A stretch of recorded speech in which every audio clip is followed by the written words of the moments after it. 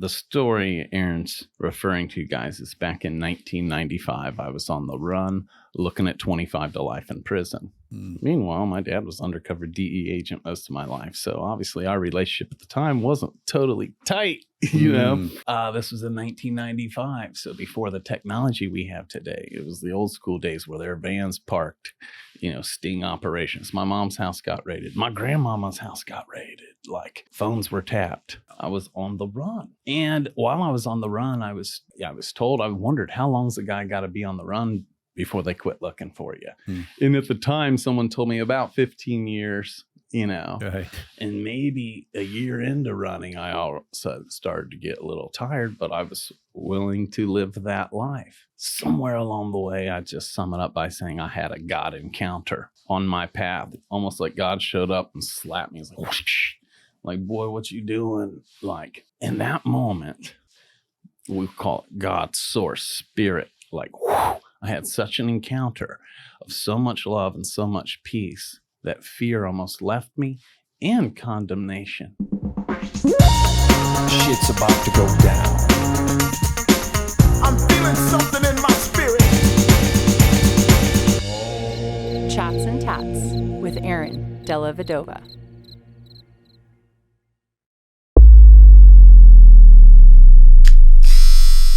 Hello, my friends, the beautiful community of Chats and Tatts.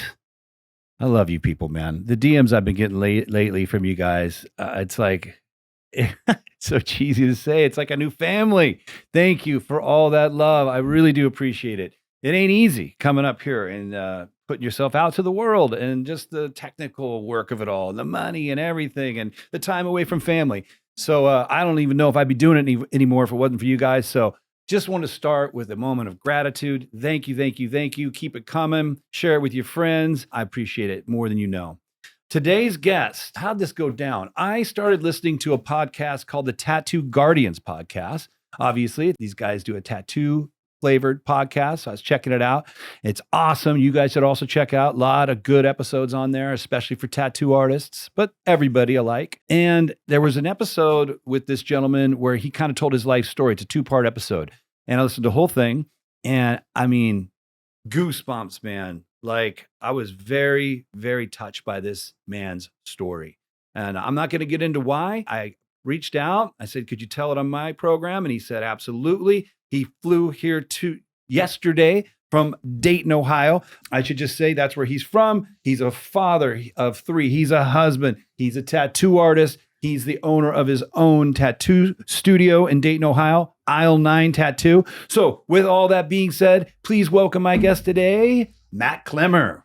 My goodness, Aaron, thank you for having me on the show. Yeah. What an honor, brother. Well, thanks for coming. That's, to fly out here for it, that means a lot. That's not easy. We're all busy and you did it. So you're here. I appreciate that. Yes, brother. I appreciate you and just you opening your home to me. It's an honor to get to sit at this table with you. Yeah. What a great intro. Thank you for that acknowledgement, man. I meant it, okay, so what am I up to? What am I all about? I don't know. I think people listen to the show a lot would know a bit of this, but for maybe it's your first time listening, but I'll just get into me a little bit. I typically don't, but I think this is important because what resonated with me in that story, it's because I've been through similar things like that. Mm-hmm. And because I knew on a deeper level how difficult what you chose to do in those situations was.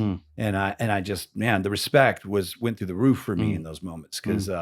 But anyway, I'm a seeker. I have been reading spiritual texts and philosophical texts my whole life. I don't know why. I was raised Catholic. Maybe I do know a little bit why. The Catholic Church didn't feel right. I used to say things like it was a bunch of bullshit. I don't say that anymore. I don't throw the baby out with the bathwater anymore. I think the Catholic religion is beautiful. You can't judge a system by its members. Of course, there's going to be some shitheads in there. There's a shithead everywhere. You guys all still shop at Costco. Let me tell you, there's a manager there named Rick. He's a dick. I'm kidding. I just made that up. But I'm sure there is a dick manager, some Costco somewhere. But you're still going to go get some groceries there. So you get what I'm saying. But yeah, that kind of sent me on a quest, like what else is there out there when it comes to what we are, who we are, the universe? What is this all about? A lot of Buddhism for me, a lot of Taoism for me, a lot of meditation for me, a lot of hallucinogenics for me. And I'm still on the path I'm seeking. And, Matt, I know is as well. His story is different than mine. It's weaved much more throughout Christianity, which I think is beautiful as well. I have no judgment on any specific path to the divine. And we share that in common, Matt. So, but I think even bigger than that is what you did with it. I mean, dude, there's just so many people out there that have a belief. I believe this. I'm a Buddhist. I'm a this. I'm a Catholic. And then you watch how they walk their life. And then it just seems there are crucial moments where they don't really walk the walk.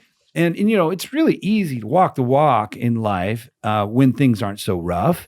But what do people do when it's really gnarly? Like when the shit really fucking hits the fan. And that really is when you see people's true colors. You guys all know that. It's obvious. We've all thought somebody was amazing, but when it really came down to paying back the $50K, nobody got a phone call. It's moments like that, talking about, sharing wealth. I'm all about abundance. Where's my check? Oh, someone's not writing me back all of a sudden, So it's moments like that where you find out what people are really made of. And I think your story highlights that to a very high degree. I know it was a long time. Well, not all of it. You have many stories, but the one I'm referencing was from a long time ago. You are 40-something, 46, 7. I think I heard you say it once. Yeah. You admit it. I'm 50. You can be the young boy here today. Okay. I'm 52. Okay? So you're the young man in the room. Thank you, sir. 47?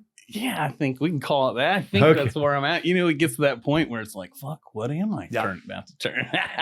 Oh, dude, I had a birthday. It was like, oh God, it's like 6 years ago. And I'm literally celebrating with my wife, with a bunch of people. And I'm like, I can't believe I think I said 46. And my wife literally stops me. She's like, Aaron, you're 44. Come on. And we had to get out the calculator. And at the end of it, I shit you not, I was like, oh my God, I'm not 46. Dude.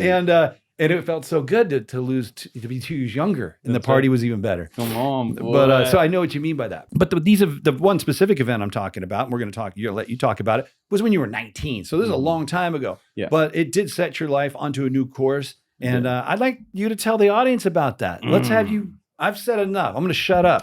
You go.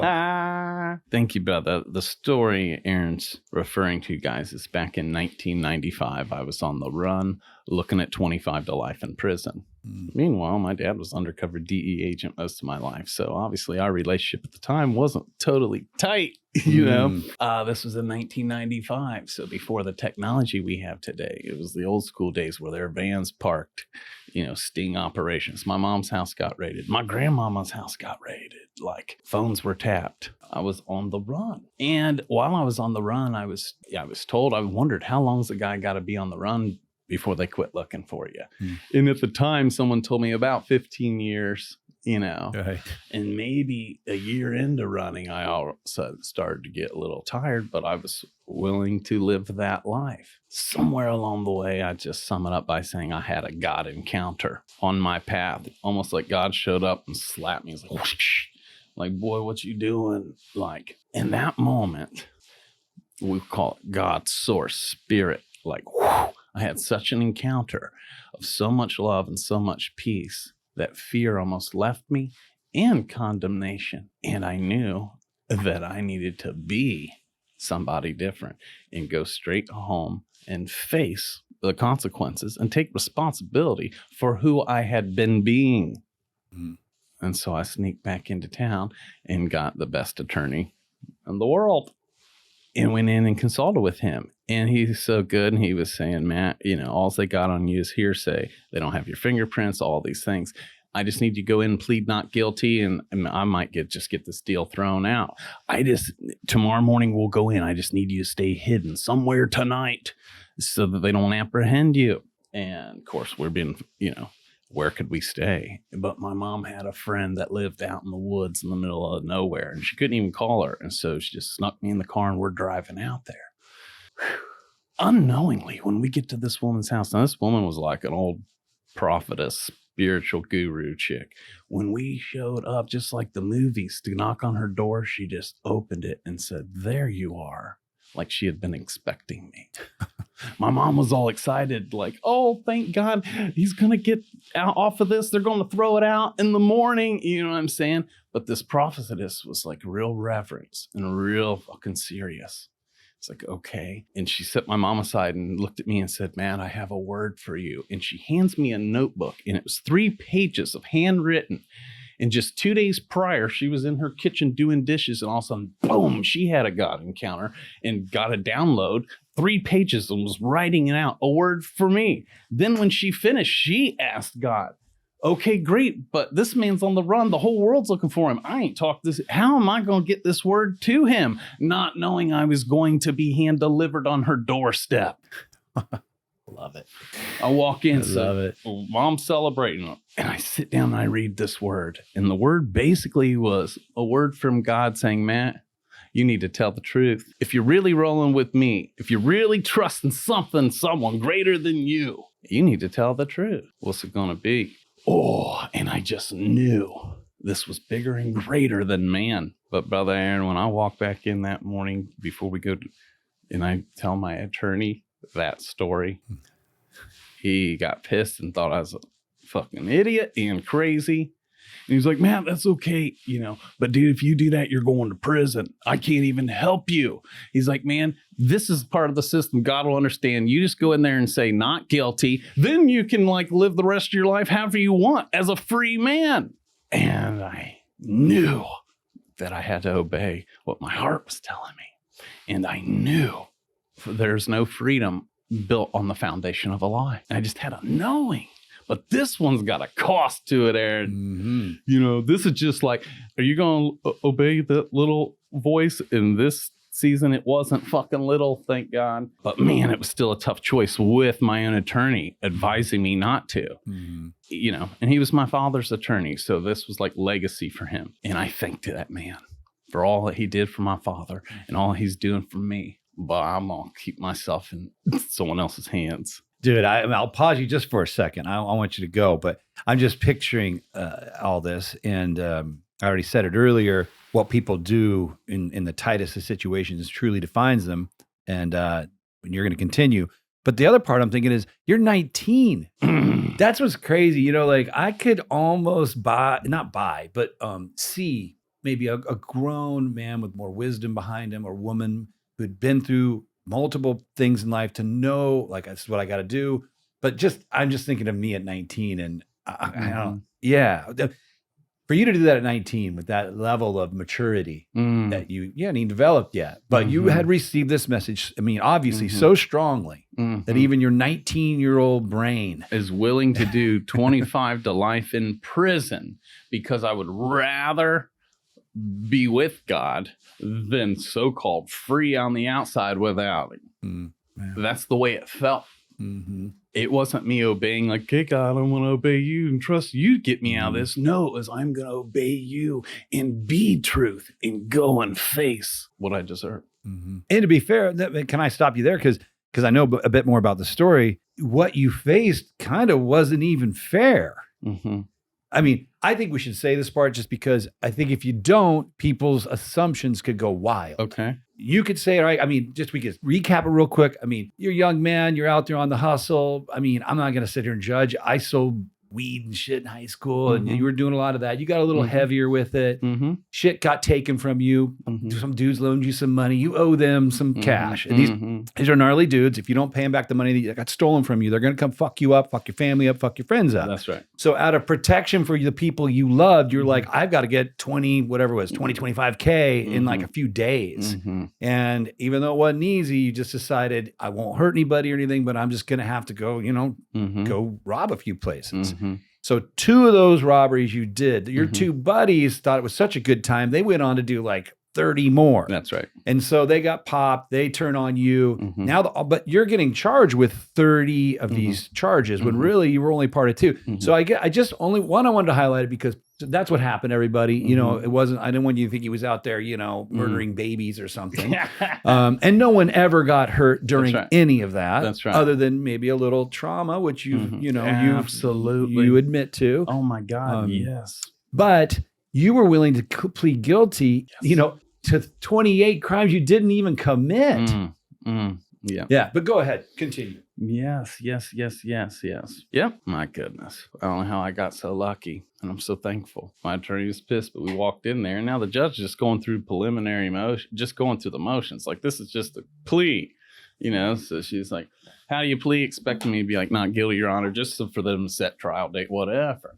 And I leaned in the microphone and I was like, guilty. And she started going on. She stopped. She's like, I'm sorry, Mr. Clemmer, would you repeat that, your plea? And I leaned in and I said, guilty, Your Honor. And in that moment, dude, it was like in the spirit realm, the winds came through. I don't know what made her say this, but in that moment, she let me go on my own recognizance and trusting that I'm going to show back up for my sentencing date in 2 weeks and hit the hammer. The prosecutors jumped up in an uproar and was like, we're never going to see this guy again. He's been on the run. Like, what makes you think he's going to just be back here to go to prison for 25 and 2 weeks, right? Yeah. And you could see the look of shock on the judge's face as if something else formed those words out of her mouth. You know what I'm saying? And I remember sitting there. Because they don't do that. They don't fucking do that. That is way not protocol. They should have put the cuffs on me and put me in the county and set me there and brought me out for sentencing. Yeah, absolutely. You know what, Aaron? In my obedience, that's what I thought was my gift. God's given me 2 weeks to say goodbye to everyone. You're like, I'm still going to prison. Thanks God for the 2 weeks to go set some shit in order. Tell my people. Yeah, that's right, dude. And I did that thing. I even went and spoke at places. I went and spoke at like a kids event, a youth group, like let them know whatever they going through. You know what I'm saying? But I have joy and I'm on my way to prison and I deserve it. You know what I'm saying? So 2 weeks goes by, we go back in and another miracle happens. And the only thing my attorney can say is like, this dude's really a good dude, blah, blah. He has no prior offenses. We could just throw him away, lock him up, throw away the key. But he proposed, what if we put him on probation for 5 years with all this time hanging over his head? If he ever screws up again, he does the time. But let's give him a shot, right? I didn't deserve any of that. I'm guilty. Multiple counts, whatever. That wind came back and she let me go and agreed to it. Boom, hit the hammer. You could see shock on her face again. There's an uproar. The news was there. It's like, my God, what's happening? Guys, I went to probation, Aaron, so on fire for life. I'll bet. Dude, I was sharing my story with everybody. I was on probation for 5 years is what I was set for. I wasn't even on probation 6 months in my own. The probation officer started writing letters to the judge saying, this dude don't even need to be here. And she brought me back in and let me go. I left there and went to Bible college instead. Before you, and I want to go there next, because, let's just pause. That's an amazing story. And I do believe in miracles. I've seen them. I've had them happen. I don't use the word God as much, not as religious or in that way. Source.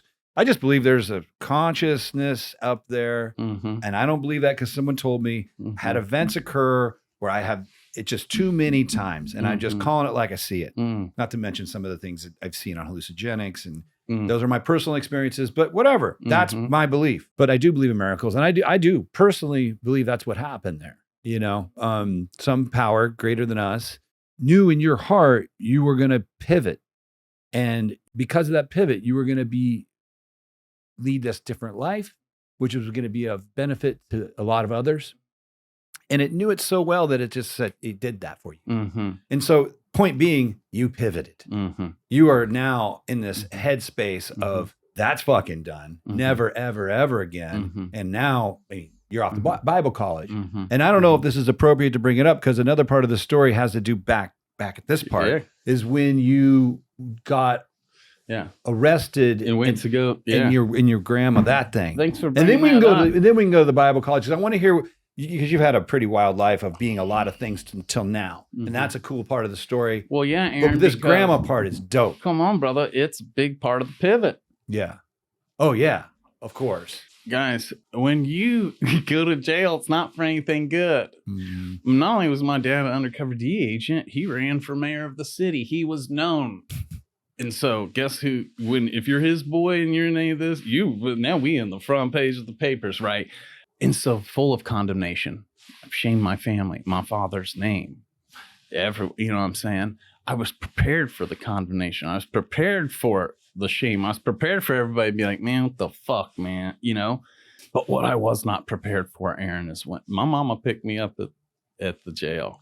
We're not talking. We're just sitting and riding. She's driving. I don't even know where we're going until we get more down the road. And I realize she's taking me out to grandma's farm. And guys, this is what I was not prepared for. When we pulled up to the farm, I looked up to find my grandma and about 40 of my family members, aunts, uncles, cousins, you name it, who I'm sure all was disgusted with me, right? But my grandma was standing there. She had baked a cake. She had made a welcome home sign, a banner.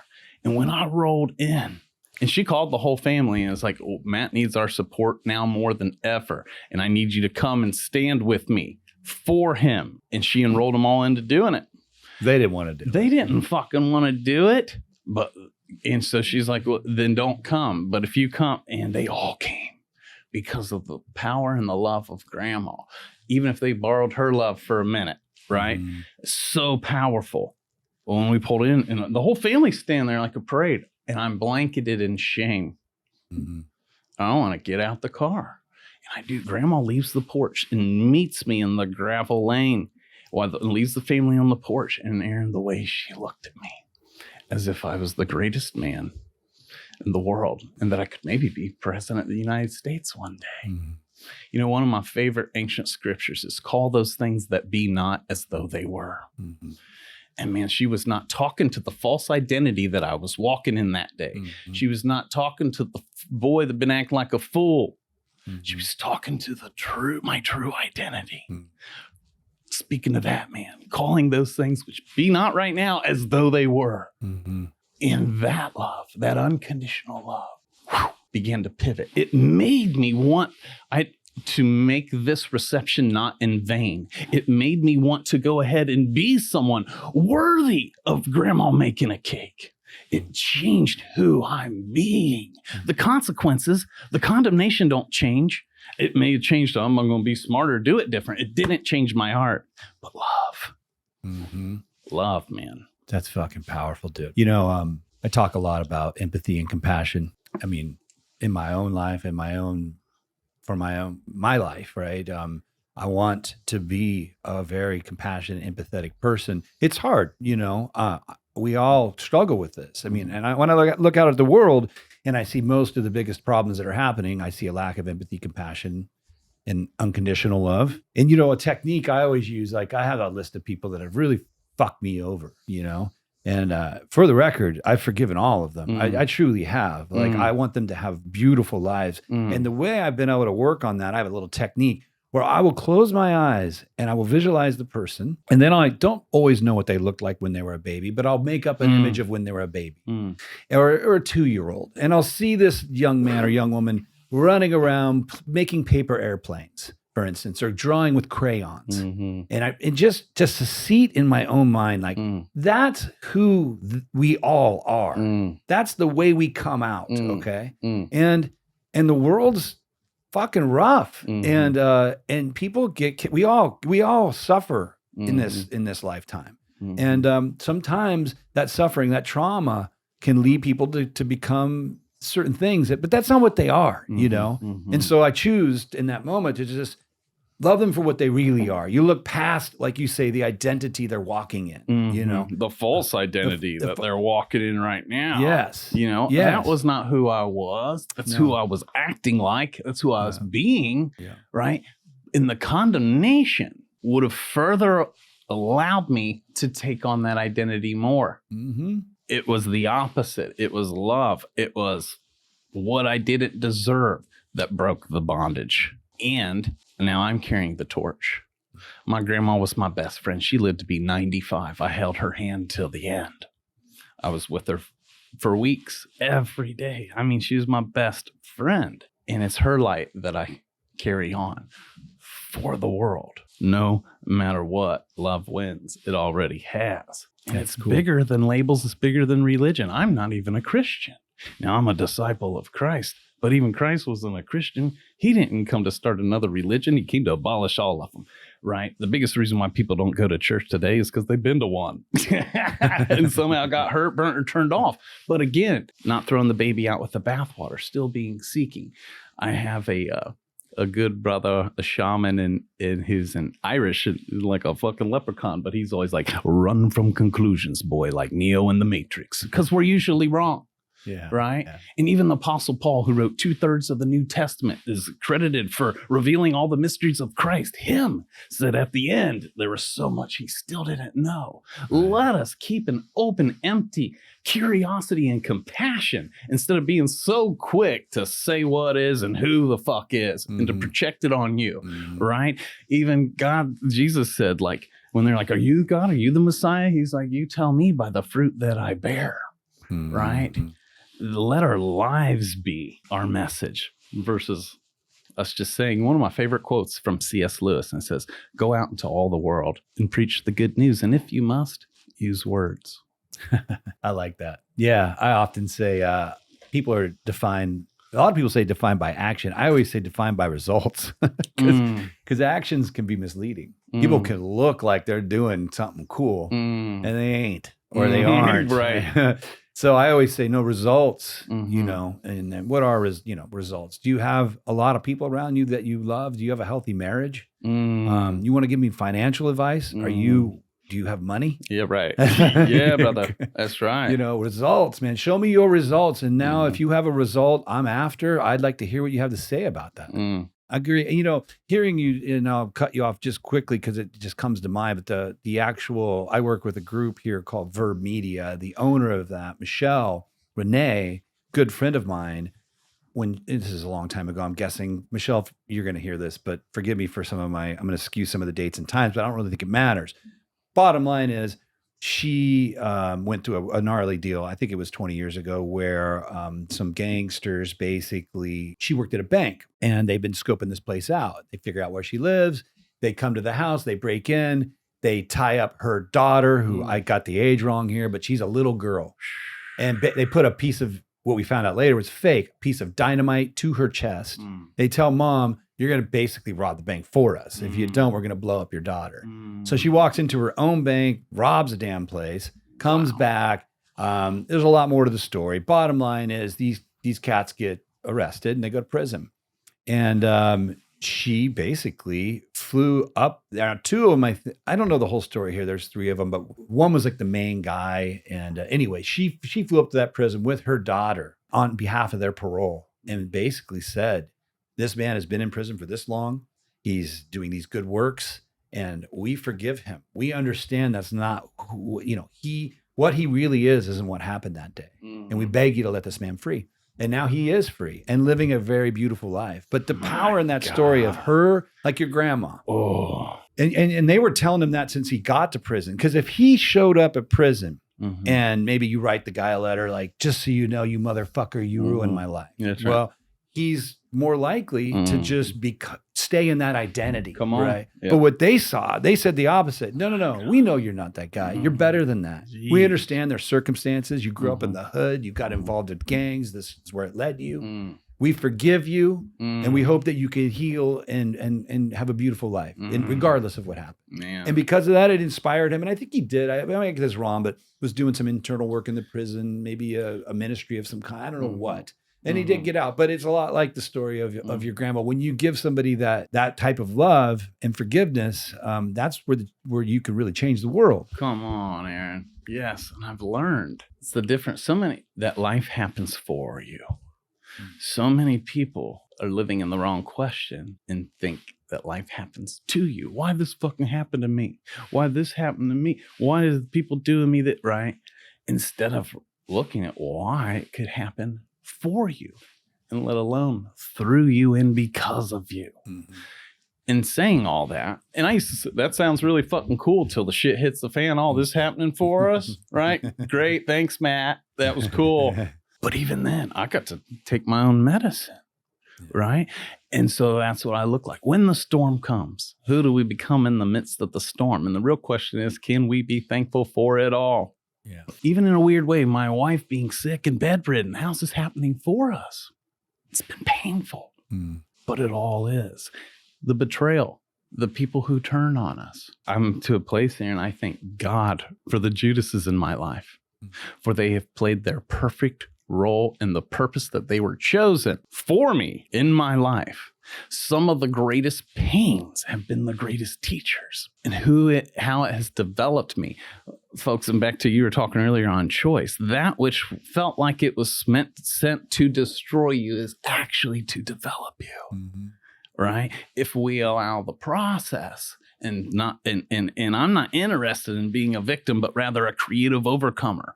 Well, that sounds cool until the pain shows up. You know what I'm saying? Well, I mean, as you're talking, the only thing I would add to that is that the one ingredient you're going to need for that is patience. Because I think a lot of times when you talk about the laws of karma, for instance, or the lessons that a tragedy can bring for us, and I can think of all the ones I've been through, and I can't think of one that hasn't been a blessing.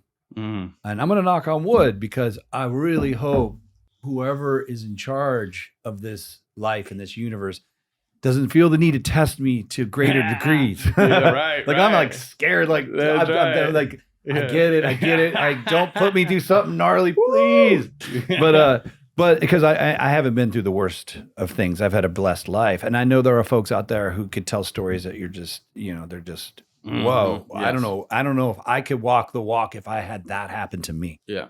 But patience is needed in karma. Patience is needed in this thing you're talking about because it doesn't happen immediately. That's the problem with these things is a lot of folks are just like, well, you talk about karma. This guy did this to me, and guess what? He's on a boat in Bora Bora right now. Shit, that ain't karma. I'm like, patience, man. And not to mention, he might be on that boat in Bora Bora and doing such things for the rest of his life. The payment he's paying might happen in the next life. It might happen in heaven. It might be happening now on the boat in his heart. I don't know. I don't care. It's not my fucking job.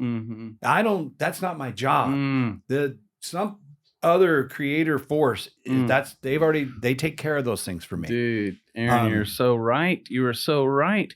It's bringing up, and I don't even know where this is. It's a specific ancient scripture where it says, count it all joy when you face diverse trials and tribulations, because it worketh in you patience. And then it says to allow patience to have its perfect work in you, making you whole and complete, lacking and wanting nothing. Like, what you going to do when you get to a point where patience has such a perfect work in you, you're so whole and complete, you want and lack nothing. Well, even if it's to see revenge or karma or justice, I need nothing. You're right. That patience is power. Yeah, I think just from a practical standpoint, I mean, I'm with you on the big picture of everything you're saying, but I just think I wanted to highlight that. You got to trust and you got to be patient. Faith.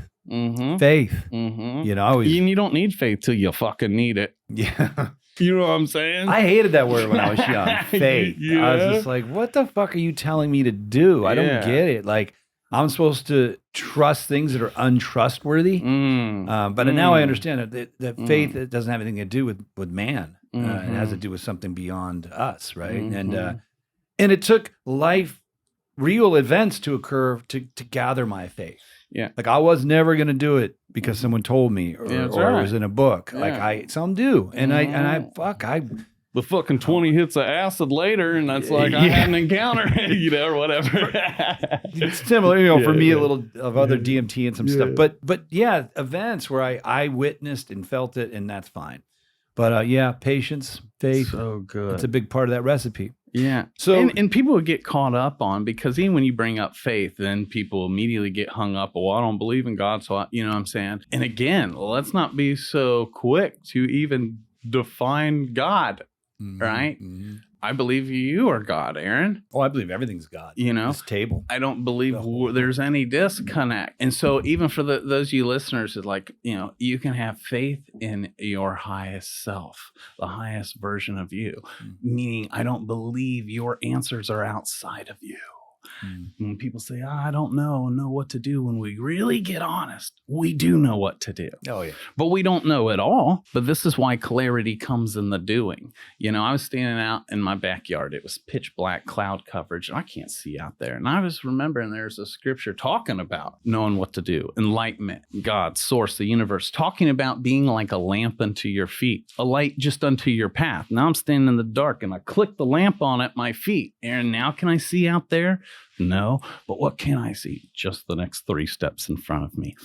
I'm going to trust and just take those 3 steps because I can see what to do here. Now can I see out there? No. But guess what? The lamp came with me. Now can I see out there? No, but I can see the next 3. Trusting the process. I don't know what's coming down there. But I'm trusting that when we get there, I will know how to take those 3 steps just like I did here. But clarity comes in the doing. So many of us get stuck in analysis paralysis, slammed into imposter syndrome, stuck on the starting line and don't get to step in any of it because we don't have a fucking crystal ball. Yep. But clarity comes in the doing. And that takes faith. Just to take the 3 and trust that the next 3 will be revealed to you. So true, dude. So true, man. I've said that in different words throughout my life, with relationships, with business. You know, everything I've ever accomplished that was worth doing, the things I cherish today, I did not know if they were going to work out. And nobody ever gets to know that. That's right, brother. The system we're in, it's a pretty cool, like, I always often think, like, man, this is a really rad invention, whoever invented it. Like, if you want to develop a soul's character, man, this is perfect. Because, look, to show you the next 100 steps ain't going to develop character. Come on. Anyone could run to the fucking ice cream sundae that's on a table 200 feet from them. Anyone can do that.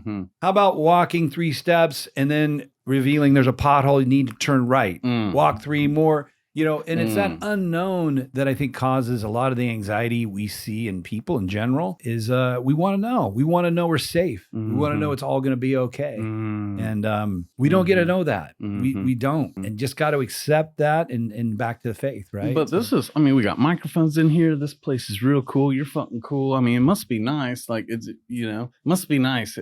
You know, so many people look at guys like us and be like, man, like, you got it good. Like, you know, as if like, poof, this just appeared. Right. But no one knows the price or the cost behind the scenes. Yeah. And I want to encourage anyone that looks at anyone and thinks it must be nice to catch yourself and replace it with, who would I need to be to have a life like that? Who would I need to be for those things to show up in my life? Instead of just being like, must be nice, they're fucking lucky. Yeah, nobody that, you know, and I'm not talking about material things, because there's a lot of people with nice shit, but I'm talking about people with what I would call beautiful lives, you know, really, really cool lives.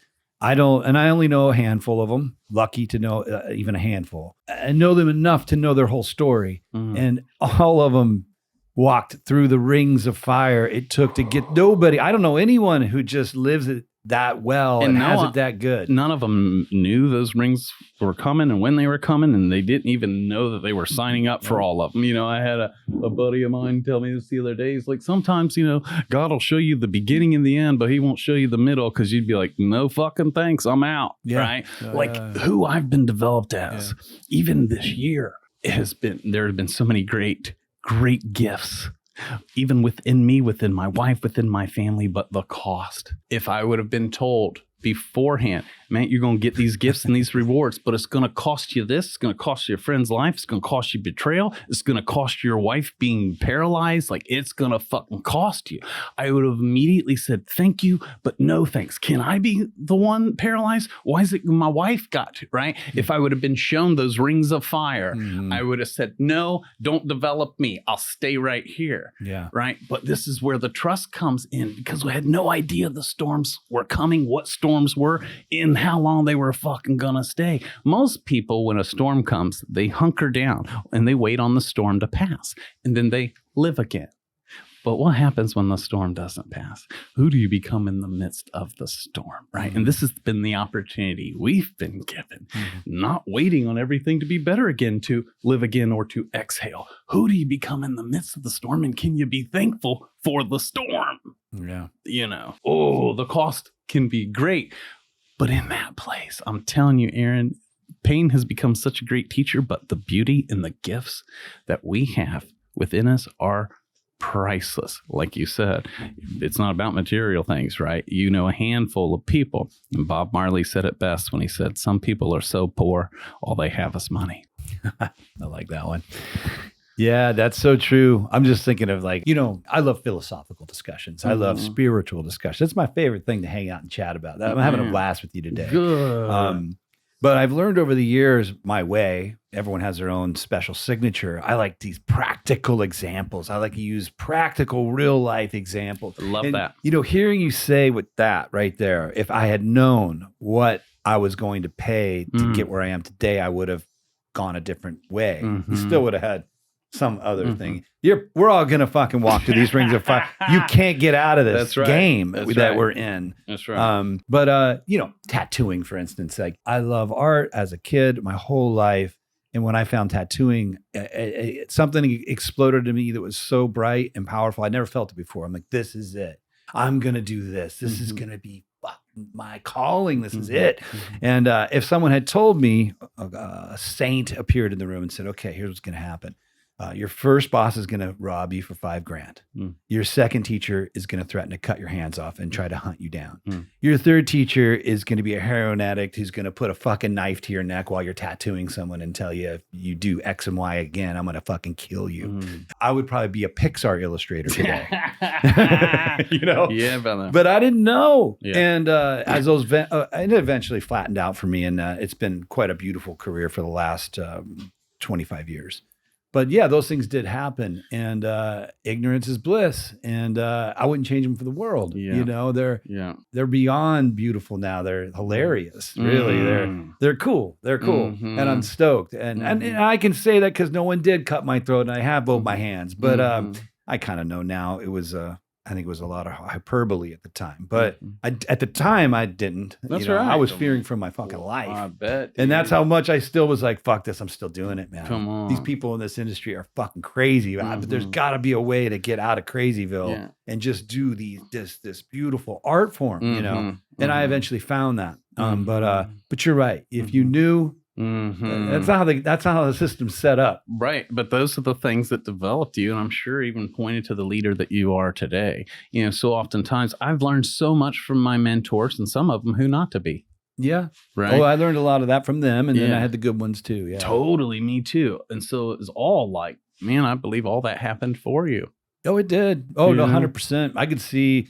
But when you're in it, it's hard to be like, when you're in it, it's like, this happened to me today. This motherfucker put a knife up to me. Right. Versus, in a weird way, this happened for me today. This motherfucker put a knife up to me. When we're in it. Right. Well, back to the patience. Yeah, brother. The value of those lessons didn't come for, oh God, I'm guessing a little, but I think I started feeling it at the way I speak now, maybe 8 years later, you know, because those immediate first 8 years, I was resentful, angry, and all that stuff, you know, and pissed off, and also a little PTSD, you know, just paranoid, like, you know, in the industry of tattooing. And I kind of hid out from tattooing for a lot of years because of, and I got a few more stories like that. I don't need to go tell them all, but I was just like, dude, that's why I opened Guru. I didn't even want to open a shop. I was like, I need to create a little fucking safe place and monitor who comes in and out of it. Yeah. Because there's some bad people around me sometimes, you know? So yeah, it took me a lot of years, patience, right? The me today would have gotten through that a lot quicker and learned those lessons probably within a month. But well, and I love, what did you say that your dad always told you? Love the things that love you back, man. Just love the things that are loving you back. Yeah. And I love that even in our industry, you found them, your tribe, the right people. Yeah. Know. And that's not even hard, you know. That isn't really, that's the easiest part. Yeah. Because what you are is what attracts towards you. Again, patience. It doesn't happen, you know, just tomorrow. But over time, you end up with a group around you that's a lot like you. So check in with yourself, where you're at, what you really are all about, because you can't hide from that. If you have shadow parts of you, you'll find characters around you with those shadow parts. You know, another quick example. I have, from my life and maybe it's just my nature, but there's a part of me that's a fighter, like I think of doing violent. For the record, everybody, I've never really had an altercation. I've never even punched. I think in 7th grade, I beat up a kid. He put lip gloss on my favorite shirt and I lost it, but I'm not a fighter. And I've never pulled a gun. I've never done any of that stuff, but I have those feelings in me. I think about it in certain specific moments. Like, man, I'm about ready to get up and fucking kill somebody. I want to fuck this dude up or whatever's going on. It comes up in me. And this is about 10 years ago. I had some folks around me in the industry that had those qualities and they were bringing it around me and people liked them around me. And I was frustrated by that. And I had kind of a God moment. And it was like, I remember I was upstairs at my other location. I was doing some remodeling late at night by myself. And I was so heartbroken about all of the negative, not all, because there was a lot of beauty, but these negative people that kept showing up. Whether they be tattooers that work for me or a neighboring shop or, little things were going on. And I just started crying. I was like, and I remember looking up, not at God for me, but just the universe and just saying, man, what the fuck? Like, I'm a nice guy.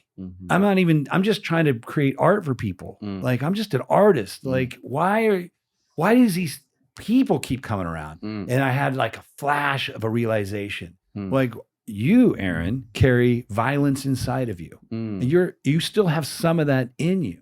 And so you're attracting it. People identify. Another person with even more violence sees a friend in me. Like, oh, I could get along with this dude. I can sniff it. He's got a little bit of me in him. That's right. Yep. So those became my circle to some degree. Yep. I also had other little polite little Buddhas around me too. But that night I remember this is actually leading me to a pretty powerful story. In that moment, I had a circumstance. I'm not really going to get into it because I don't want to drag up the past, but my business I felt was being maybe threatened. And I had that moment and I recognized that. And I didn't get rid of that part of me and I still haven't, but I'm aware of it and I see it. And when I see it come up, I stand back and I look at it. I don't become it. That's right. Oh, I love that. But the weirdest thing is that thing that was happening that I was afraid of, 2 weeks later disappeared. Wow. And physically it was gone. Yeah. Wow. And I was like, that's pretty coincidental that I had that realization about that. And then really since that day, that problem really hasn't come back. Everything's been clean. I mean, I've had my little run-ins with the little guy. Oh, this guy lied about something. Oh, that guy owes me a little bit of money. But like true violent characters around me that hurt people, gone since that day. My God. Yeah. I love that, Aaron. And we're all on the journey, like you said. Guys, I'm definitely in it with you. I don't have truths or all the answers. I got some pretty cool ideas, just my own experience, But I love what you said right there. There's a difference between observing and absorbing. Yeah.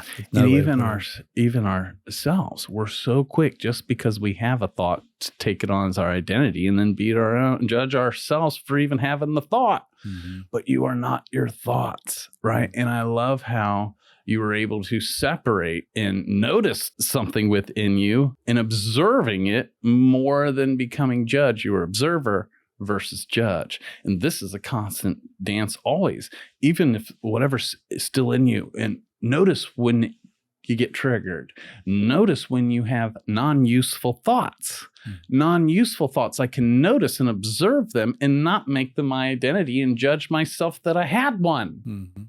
Right? To be loving and patient with ourselves and our own growth right now, instead of me waiting until I be or figure something out. How about today? How about who do I need to be to just be at peace with who I am today while I'm along the way on the journey? Agree, man. Yeah. In that moment, I've often thought about what it was that spoke to me or sent that message to me. And at first I really was like, it's the universe. And ultimately I think it is, but, you spoke earlier about the answers are inside of you. And I now I see it a little different. I see it as my higher self. What is a higher self? Well, the practicality, the farmer in me. I like practical ways of trying to put these these ideas into practical words. Think about it, everybody. Like you come out of your mother, and what are you in that moment? Now you're an infant. People have to feed you. Let's go forward. You're 2. Is it really in anyone's nature to think about beating somebody up at 2? I mean, somebody could come up and slap the shit out of a 2-year-old, and he's probably not going to think about, I'm going to fuck you up. Yeah. You know, so that's your higher self. That's what you are. You take on layers, trauma, events occur to you. This stuff isn't really you. That's not really who I am. I'm still that 2-year-old, that little baby. That's that's my soul. And that's, I think, who spoke to me that day. And then you can go further by saying, well, what is my soul? Well, that's everything. What is everything? Well, that's God, you know? But I don't know. I just think that's a good way to look at it. Remember, in your worst moments, that's not who you are, and that's okay. I've definitely said things I regret. I've definitely done things I regret, and no, and anyone who tells you they haven't, you're talking to a liar right there, because you don't. No one escapes that. That's not really who you are. That's right. So how to create that separation? Back to that baby. I just visualize myself as a child. And remember, that's what you are, dude. That's not your real. What you want to do right now isn't the true you. Well, and it's funny you bring that up, because most of the world don't know who they are, and somehow don't realize that they have a say-so in that. Even a fucking vote, right? Yeah. Most of the world's living like they are thermometers, and they will decide who they are from what the world says about them, who they are, or the level of acceptance, social things, right? And so most of the world's operating like they're thermometers. Hey, how are you today? I don't know. Let me check what happened this morning. How am I feeling? What messages did I get? It's about 60 degrees out, it says, due to the environment, versus being your own thermostat and not a thermometer. But no, this is who I am. And it don't matter what's going on out here. I am turning my own dial. Right. And taking responsibility. Who am I being in the midst of the storm? The rest of the world says shit's fucked, but my inner man says that shit's fucked, but I'm not. Yeah, right? That's a good analogy. I like that one. Yeah, a good visualization, a good way to put it. Well, so this happens. Beautiful story. Your choice that you made, amazing. Your grandma's unconditional love to make that move pivoted you in a way. Yeah, I mean, who knows what you would have done if the family had said to you, you're a piece of shit, you've embarrassed everybody, now go do your time. And Aaron, I've always wondered what would have happened if I wouldn't have obeyed my inner voice, and I would have obeyed man, and I went in there, and if I would have lied and said not guilty, who knows what would have come out in trial? Maybe I'd be in prison today. You might have still went to prison. Even if you didn't go to prison, like you said, a life can't be built on a lie. That's right, brother. And you're obviously a changed man at this point, and you head off to Bible. I mean, you're a believer now, man. You just had God in a very direct, obvious way. A lot of times for most people, it's a little more subtle. That's pretty fucking direct. Yeah. To be handed a letter from a psychic or a seer, from him to you, to do what the letter said against all professional advice, and to still be set free, and then to have your grandmother lead a campaign to show you forgiveness and patience and empathy, and show you what she saw the real you. I know you're not that guy that did those things. Snap out of it. Get back to who you really are, Matt. Come on. Because she knows she held you when you were fucking a little baby. She remembers what you really are. Yes. And so those events occur, and I mean, if there's anything that's going to turn somebody into a believer, I mean, that I think would turn anybody. So obviously you're on the path now, and you're so strongly on the path, you head off to like, I'm going to make a life of religion or of spirituality. This is the path. Take us down the road, or go ahead. Yes, brother. Well, one, I just want to touch on, you said Grandma remembered who I really was, right? That's why she was calling those things which be not right now as though they were, because she remembered my true identity. Even ancient scripture says we all have forgotten what manner of man and woman we are, meaning we all need to be reminded every day of who we truly are, because we forget. Yeah. Right. Yeah. And so a lot of my clients that I work with, a lot of my coaching clients, we will create, I'll call it their document. your own I am statements of who you truly are, not what you do, but who you are at your core. And I have my clients, even myself, take this on and they write them every day. They declare it. They speak it over themselves. The idea is they foster it themselves so that then when we're going out in the world and other things trigger or try and tell you that you're not who you are, you're already grounded and you know who you are. And you can remind yourself, I am loving kindness. Love is, I am that. I am the universe. I am, right? I am a father. I am the greatest husband. Like, you get to create who you are. And that's what we step into because we're all creators. We are co-creators with the universe. Most people have given their power away. Your power cannot be taken from you. The only thing that can be done is for you to be deceived and just to give your own power up.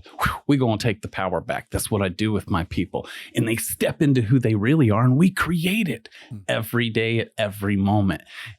Now, out of that place of being, when they do whatever it is they do, it's way more powerful.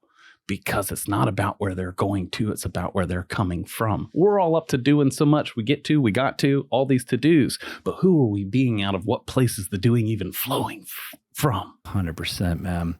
I'm going to have to give a shout out right now to Mitch Horowitz, amazing human being and author. I've read many of his books, most recently Cosmic Habit Force. Mitch, I know we've been talking. I'm gonna clip this, put it on Instagram, and tag you. You got to come on my show. I know you're a busy man, but we're gonna do this because you changed my life, as I know you've changed many. And it's funny that you do this with your clients because in that book, and I hadn't done this before, he has had me write, what are you? What do you believe in? What's important to you? What defines you? And you write it down, and it's simple. You get up every morning and you read it, and you adjust it every day. I make a little, not every day, but I get up every day and I open my phone, I sip on my yerba mate, and I read this thing silently to myself, and I've edited it slightly. But it's funny that you do that with your students because that is a powerful thing because life, and especially today, man, with our connectivity and the busyness, I think this would be relatively easy if we lived in a tribal community of, say, 100 folks. I mean, when you were just walking through the woods every day collecting berries, I mean, hell, go do that for 2 weeks. We all come back to our source after enough time in nature. Yeah. The problem we got now is the nuclear world, and throw the phones in there and all the other shit. And man, it is so fucking easy to get lost and forget what you really are and get caught up in the who just texted you and what you just read on Instagram about our president and what's going on overseas and all that, For you guys listening, man, I recommend you do that. Just write it down and read it once a day. It seems a little redundant, but trust me, it sets the course for my day each day. To remind me, like, come from this place no matter what happens today. And don't get too identified with your emotions and your thoughts. Well, yeah, and this thing called mastery, there's no rival point. It's a lifestyle. You said redundant, but a lifestyle, because we're all doing something redundant every day, but is it serving you? Yeah. Like the thoughts that we are thinking. I just propose we take the control as the creators we were created to be, and we can actually create our own life. Because we say so, and by taking responsibility of who am I being, even when you're noticing, like, I still had a lot of anger in me and was tracking that. But then when you had that counter noticing that in you, even when that come up, if you made a new creation of who you are, that I am loving kindness, when the opposite shows up, number one, you notice. Number two, you don't judge yourself. You observe and you love yourself and remind yourself, oh, I'm not that. I am loving kindness. Boom, step into it. It's got to be redundant of who I am because the whole world's trying to tell me otherwise. The world's trying to make me be a thermometer, but I need to remind myself I am the thermostat. Well, and I think it highlights the fact that we all need a practice. Yes. Yes. Because, and I fell into that trap too. It's like, read a powerful book, have a powerful hallucinogenic experience. And it always wears off. It does. And that happened to me many times where I caught myself months later behaving in ways where I'm like, what are you doing? Like, fuck, man, you were just telling everybody in the room 3 months ago this, and now you're being jealous of somebody or you're being resentful. I mean, you're not even walking the own walk. But yeah, you do have to have a practice, a routine of practice, because it does wear off, and that's where I think religion is really cool because I'm like an independent, I'm out here doing my spiritual journey kind of not on my own because I've got folks like you coming into my life and I've got beautiful people all around me, but I don't have an organization. I don't have a place to go on Sunday. Right. I could, but I don't. Yeah. So especially and I know a lot of people are in that boat nowadays. Same here. So especially for folks like us, develop some kind of a routine like that keeps you centered because we need it a lot nowadays. Yes. It's good. It's real important. Either way, your day's gonna run. Are you running your day or is it running you? Yeah. Right. And that's where you factor in the routine and the patience with our own personal growth. You and I are older, so we grew up watching Popeye. Well, I have an identical twin brother, by the way. I'm the oldest of 5 boys, grew up on the farm. Well, I remember when it was summertime after we're about to go into junior high. So obviously I was hoping to grow and become bigger before school started, right? So right when summer started, man, we went down and I force fed a bunch of spinach, grandma canned spinach, just like Popeye, right? Ate some spinach, ran around the barnyard and did like 10 push-ups. Before I did that, I stood against the door, had my brother Todd measure me. Then we went and ate spinach, did push-ups, and I ran back up, had him measure me to see how much I'd grown.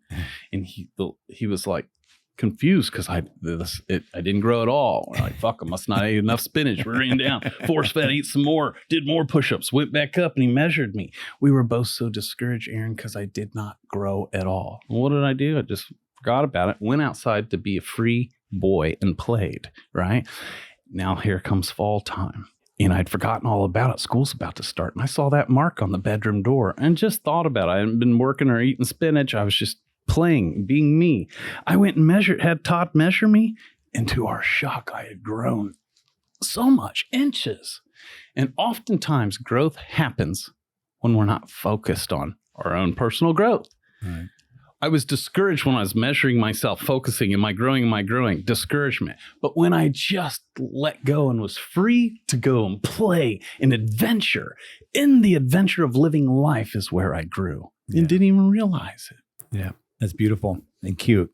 Yeah. I'm just picturing you and your twin brother like, man, it ain't working. Yeah, but that's even true today because so many people, even in this conversation, I don't want this to be a measuring stick for anybody, for them to decide where they're at in their spiritual journey or any of that.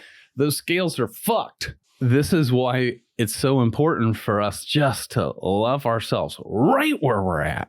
If you're listening to this, to be thankful and to ask, like, what's in this for you? Like, what is your best self telling you through this conversation right now? Hallelujah to that, man. I love it. I love it. You're cool, man. I love talking with you. This is it's powerful. It's cool.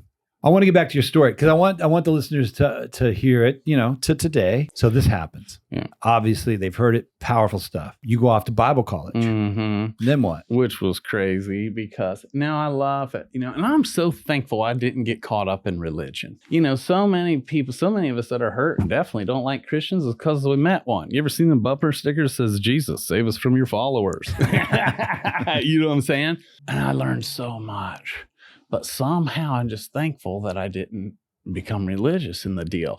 And that's how I've always been able to see a difference between God and just man and religion. And I was in Bible college for years. And after I graduated for a while, I was clean shaven, suit and tie, traveled the country and spoke in churches all over, right? And dude, I was living in Tulsa, Oklahoma, and I wanted to walk in more power, Aaron. Like, why was it sometimes I prayed for people and a miracle happened, and other times I prayed for somebody and nothing would happen? Look, must be me. I've got to die to myself. So I threw myself into strong, long fast regimens, 21-day fast. And my formula for the day, I would pray for 6 hours a day before I started my day. And I set myself up for a 6-month regimen. I'm going on long fast. I'm waking up and I'm praying from 6 a.m. to noon every day for 6 months straight. Surely I will come out the other side of this deal transformed.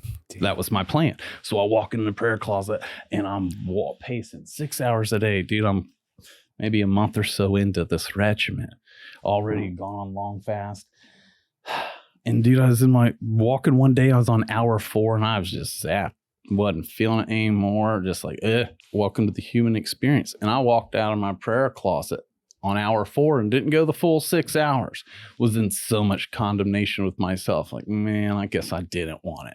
I wasn't willing to pay the cost, blah, blah, blah. Well, fuck it. Everything I did up this point don't count. I'm hitting the reset button. I'm starting the whole deal over tomorrow. And I go back in like day 1 at the beginning of the mountain, and I'm praying like this, just heavy on me. And dude, in that moment, God himself showed up to bitch slap me. And he was like, Matt, you know, when God and I talk, you know, he's like, Matt, what the hell are you doing? What are you trying to purchase or obtain right now that I've already purchased and obtained for you, as you, on your behalf? You get an A for effort. I like it. But brother, it's time for you to go be free. And he downloaded a whole new vision. And he literally was like, I want you to take that suit and tie off. I want you to leave this place. I was in Tulsa, Oklahoma at the time. I'm sending you back home to meet with your brother, and I want you to start a rock band. And he was real clear. I don't need another cheesy Christian rock band to play for pizza party lock-ins. I need you to be real out there on the front lines. You down? Let's do this. Aaron, at that time, I had never sang. I didn't know how to sing. This was a God thing. But when I went back and told all the other ministers, like I had just heard from heaven, surely they're connected to the same spirit I just heard from. You'd have thought I just told them I'm ready to go worship Satan. You know what I'm saying? He's definitely possessed. He's definitely. And they were like, man, you've got the greatest calling on your life. And this is the enemy's way of taking out all this shit, manipulation. But I, again, was faced the crossing road. Who am I going to listen to? Man or God? Right. And I chose God every fucking time. And that's when I went back and learned how to sing and started a rock band with my twin brother. And fucking that became my new form, my new calling at that time. Your brother, do you guys have any musical anything going on? My twin brother, Todd, he was always, I was a drummer. I was a percussionist, but he was a guitarist. I still love the singer. miracle of this moment, but I mean, I want to get it right. So my twin brother was a guitarist, singer, songwriter. Okay. But leading up to those days, I loved music. And when he would sing like an Alice in Chains song or whatever, like play it, you know, I would try and sing with him, and he would stop the song and look at me and be like, hey, Matt, don't sing. You know what I'm saying? Like, I was bad. That's why when I came back and, you know, and I told my brother, I was like, when I told the ministers, they were like, dude, you can't stay here. I called my brother. He hopped in the car, drove to Tulsa from Ohio 14 hours later to pick me up. And I told him, dude, I'm called to be a front man, dude. And he's like, for real? I'm like, dude, do you think you could teach me how to sing? And that's where it happened. He's a better singer than me, even though I became the front man. You know. And how did it go with the band? Dude, it went amazing, and we toured, and it got to the point where we thought all our dreams were coming true. In 2003, we were offered multiple record deals. Sony won because they had the most money. I'm talking like multi-million-dollar record deal. Back then, TRL was real hot on MTV, national distribution, the whole deal. Until I met the producers and heard what they were going to wanted to turn us into, which was nothing like who we were or who we were. I thought they was kids. But when they were serious, I looked at my brother. He's like, nah, to me, no dollar amount was worth the whole world knowing me as someone I wasn't. I didn't want to not have anonymity, go out to dinner with my family. Everyone know me as the guy that sang that one song that even I didn't like. I don't care if they were offering me $10 million in national distribution, not for the world to know me as someone that I'm not. And that's the day we hung up the microphone. I cut it. I felt like we went all the way to the top. And at that point, Aaron, is when I was like, well, I got to figure out a new career. I can't keep playing for bar tabs. And that's when I went to the tattoo industry. Okay. Man, you've had I love it, dude. Your life. It's very, I want to say dramatic. It's not, it's all our lives are dramatic. I guess you could say that, but you really had a very colorful life. My God. Sitting here right now, I still don't know what I'm going to be when I grow up. But right now I'm on Chats and Tats with my brother, Aaron, you know? Oh, yeah. So then, I think I hear you there. It's like you got a taste of what the road might look like in the higher levels of music, and you were like, "Fuck, this is probably going to happen again. This is what it's all about. I don't want to be a part of that." And to not go big with music is to be broke your whole life. You got, you either play at your local bar for your rest of your life, which a lot of people do that happily. That's great. But wife, kids, and things, and having a life, that you can't do those things. So then you're probably, in my mind, I'm guessing, thinking, what am I going to, I need a job. That's right. And I know this from some of the material I already listened to, but you'd already been an artist. Oh yeah. painting and drawing since you were a young boy. Yeah, muralist. Yep. All those things. And Yeah. so, had you been tattooed at this point? Yes. Yep. So you had absolutely. experience, you'd gotten Mhm. tattooed. A little bit, yeah. And I wanted to learn. Thank God, I only wanted to learn from the best. And at that time, who I deemed was the best in my area was Brian Brenner. Okay. But every time I asked him for an apprenticeship, he told me to get fucked. Fuck off, right? Well, you got to do that. You got to figure out who's real. Dude, and I was told to get fucked for 3 years. Well, that's a long. And after no one in the city would give me a spot or an apprenticeship, then I moved to Phoenix, Arizona. I actually lived in Cave Creek and Scottsdale and started my own faux painting and mural business. This was before the crash of 2008, so there was a big boom in the housing development, and I was muraling or marbling pillars, whatever. But since Phoenix was so good, I did like 200-foot murals, like on the biggest produce company in Phoenix. And so tattoo artists in Phoenix would see my work. I'd always have my signature. They'd call me and offer me a free apprenticeship. Like, dude, your art's amazing. You ever thought about tattooing? Actually, I have. But when I'd come and meet them, I don't know why, Aaron, if I wasn't impressed with their portfolio, I would say no thanks. And I didn't even take a free apprenticeship, which blows my mind because most people would be like, yes, That's my story. The guys that offered me an apprenticeship were horrible. And I was like, fuck it. As long as I can learn how to do this. Come on. But what they did was re-inspired my confidence to call back home to Brenner again. And I remember I was standing in my backyard under a lemon tree and called Brenner, and he told me to get fucked and hung up on me. I called him back, told me to get fucked on. Third time I call back, now he's heated, right? But and I was like, before you hang up on me, I will be the most moldable, the most humble, and the best apprentice you have ever hired and have ever trained. Give me the chance to prove that to you. And if I'm not, fire me. There was a pause, and he said, he knew I was this was a Friday. I'm in Phoenix. He said, all right, motherfucker, be on my doorstep Monday morning with $4,000 cash. Click. And I'm standing there like, I think that was a yes. And Aaron, I packed up everything I could in my truck, drove across country, and the look of shock on his face when I was standing with an envelope of cash that Monday morning, and boom, that's when it began. That's cool, man. That's cool. Yeah. Very cool. And then, so yeah, it began. And then, then you you do your apprenticeship, and 18 years now you've been tattooing. And 9 years ago, you opened your own shop. You've probably had apprentices yourself at this point. Oh, yeah. Another thing that I noticed early on, because coming into the industry, I'd already lived 9 lives. I was also in sales. I was already a people person. Mm-hmm. I had a level of emotional intelligence. And Aaron, just like you, something's always in me. I've always loved people.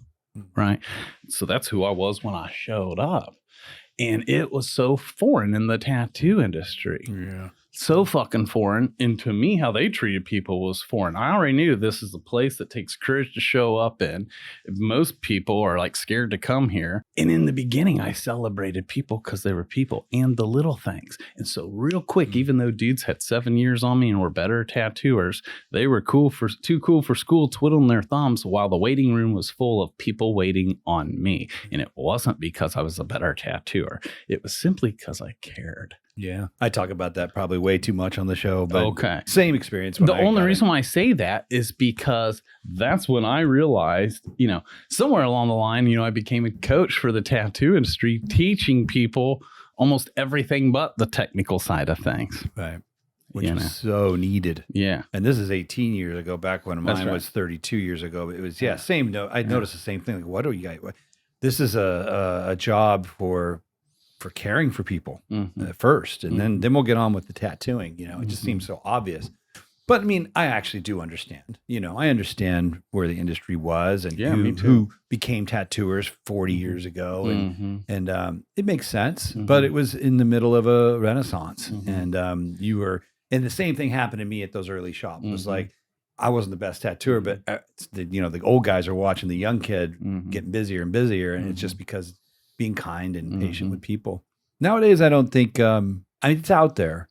And more now, you won't meet the rough and tough types. You'll probably just meet the ego type. But even that is, I think what we're talking about right now has been relatively cured. Most people that are tattooers now get it. Like you gotta, and now, there's so many tattooers, you better be of service and to a high degree if you want to be profitable. Yeah, that's You know, right. you can't fuck around anymore. Mhm. You know, you want to go and be a cocky asshole tattooer. Mm-hmm. You know, we'll see how much you earn in a year because Mhm. there's somebody right down the street who's Mhm. nice and polite. That's and, right. You know, so those days are gone, and I'm happy to see them gone because it is a beautiful art form that involves someone trusting you with their body, their health, their vision, their dream. Yep. And to mishandle something like that is just wildly disrespectful.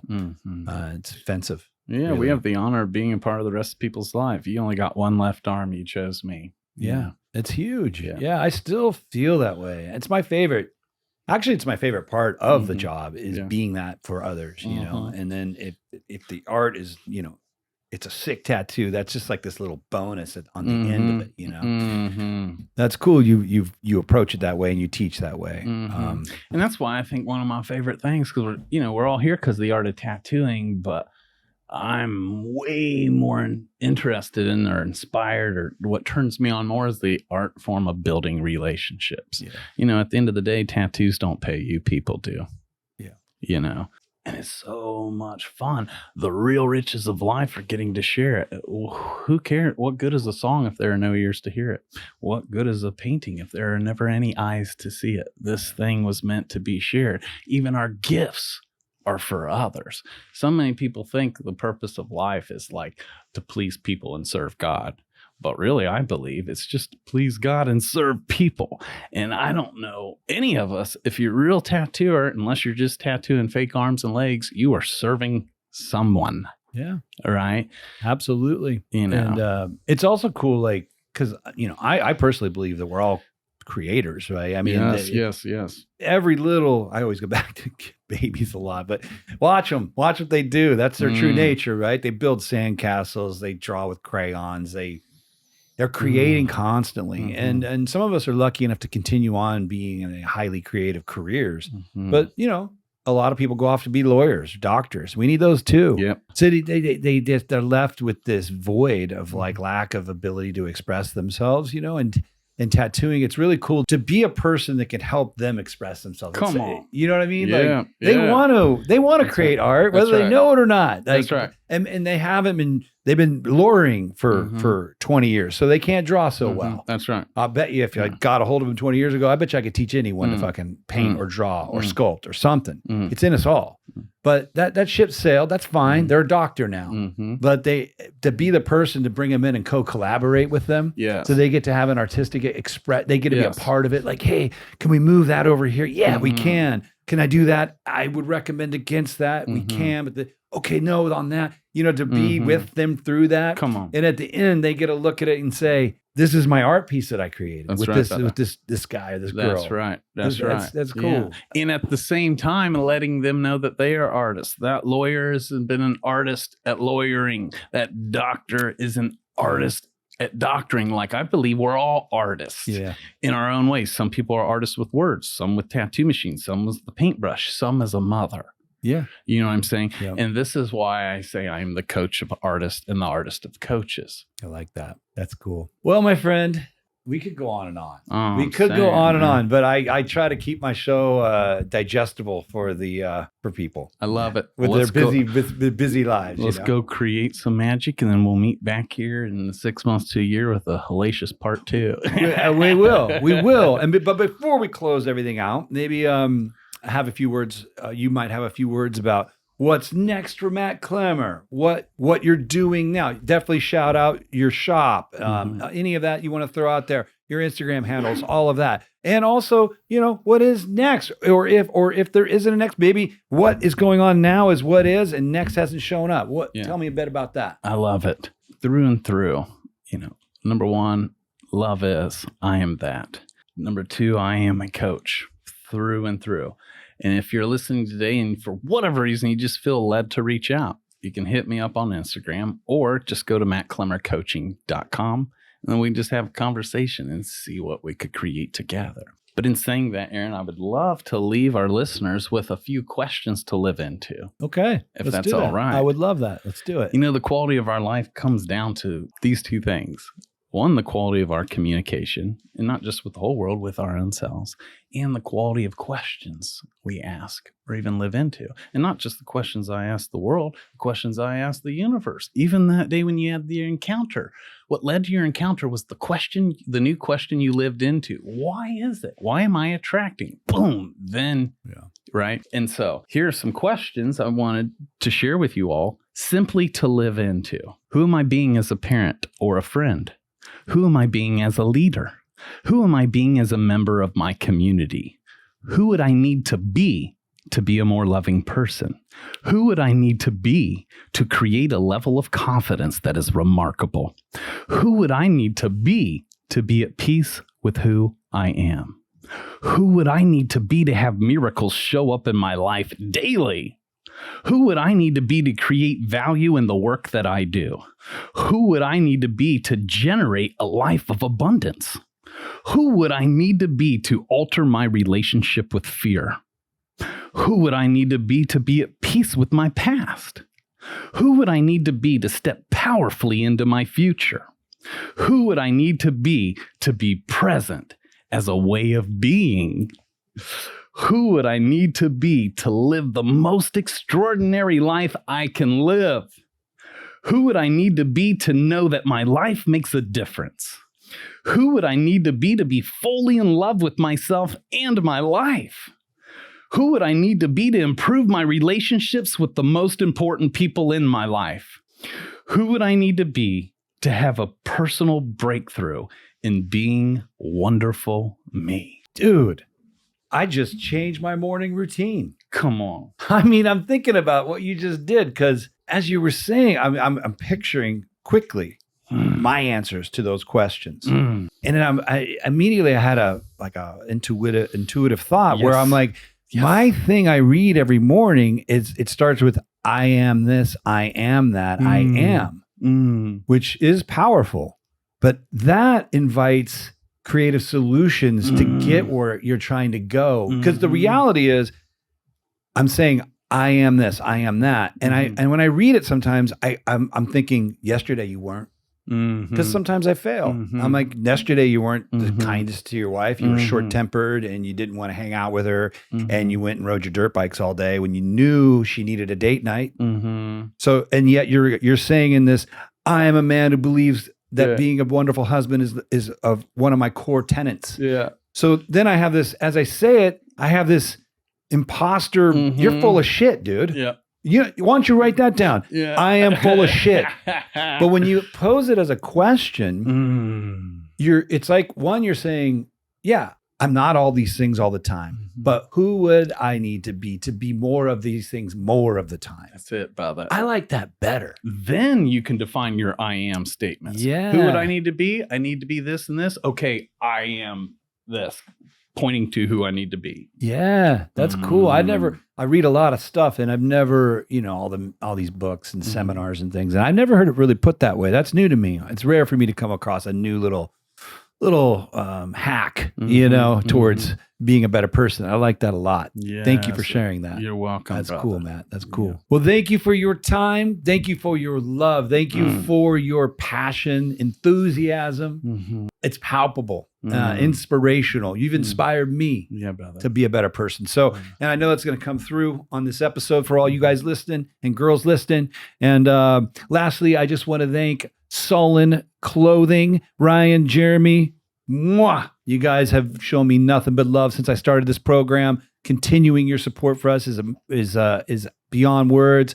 And for all of you guys out there that love tattoo art, and I know a lot of you do, and I know a lot of you wear clothing, check out sullenclothing.com. The best tattooers in the world, the best artists in the world, right on t-shirts, right on jackets, right on hoodies, high quality shit, dope shit. Half my wardrobe is their stuff, even before they were a sponsor. So please check them out. And again, for all you guys that are liking and subscribing, please do so. I am not at the level where I can just perpetually do this as a hobby. And the only way I can be here next year is with that type of love and support. And I thank you for all of you that have done that and continue to do so. So thank you for tuning in, and we'll check you out on the next one. And namaste. Thank you, brother. Yeah.